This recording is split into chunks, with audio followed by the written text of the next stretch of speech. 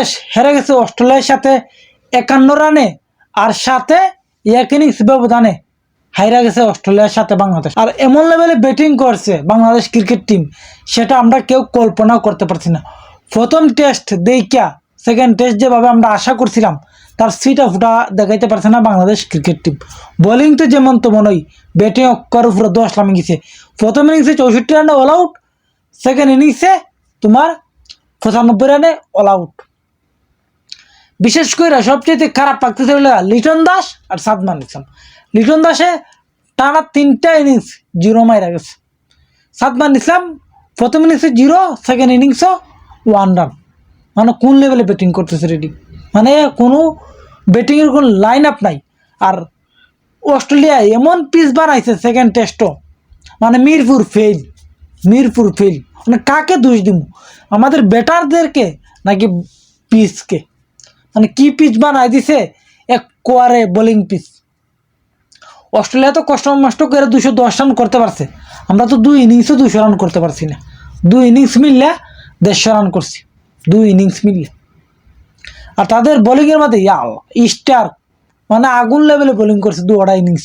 প্রথম ইনিংসও একলা কায়া দিছে বাংলাদেশকে, সেকেন্ড ইনিংসও স্টারকেই কায়া দিছে বাংলাদেশকে, আর কেউ না। কিন্তু বাংলাদেশের ব্যাটিং এই লেভেলে পারফরমেন্স করবে কল্পনার বাইরে। প্রথম টেস্ট দেখে তো আমরা ভাবছিলাম যে সেকেন্ড টেস্টও আমরা জিততে যাইতেছি, কিন্তু না, এক উইনের ড্র হয়ে গেছে অস্ট্রেলিয়া সিরিজ। কিন্তু এই জায়গায় দেখো আমাদের ব্যাটারদেরকে 1 ম্যাচ বালা খেলে 3 ম্যাচ ডাব্বা মারে, প্রত্যেকটা প্লেয়ার সেম অবস্থা, সেম। এই তোমার অস্ট্রেলিয়ার সাথে প্রথম টেস্টটা যেভাবে খেলছে দাপটের সাথে, এক করে 1 করে বলার প্রথম দিকে লাগায় 11টা প্লেয়ার যেভাবে খেলছে। সেকেন্ড টেস্টও আইয়া আমাদের বলাররা ব্যাটাররা মানে ওর উপর থেকে ফলপ, এক করে 10 নম্বর পর্যন্ত ফলপ, ফুল ফলপ, কোনো হিসাবের বাহিরে। এই লেভেলে ব্যাটিং করছে কারো পুরাই ফলপ। মানে দুইটা ইনিংস খেললেও 20টা উইকেটে মিললেও 200 রান হয়েছে না, 20টা উইকেটে মিললেও 200 রান করতে পারছে না অস্ট্রেলিয়ার সাথে। আর আমরা প্রথম টেস্টে তো 400 রান করছি, সেই জায়গার সেকেন্ড টেস্টও ইয়া তোমার 200 রানও করতে পারছি না, 2 ইনিংস মিললে।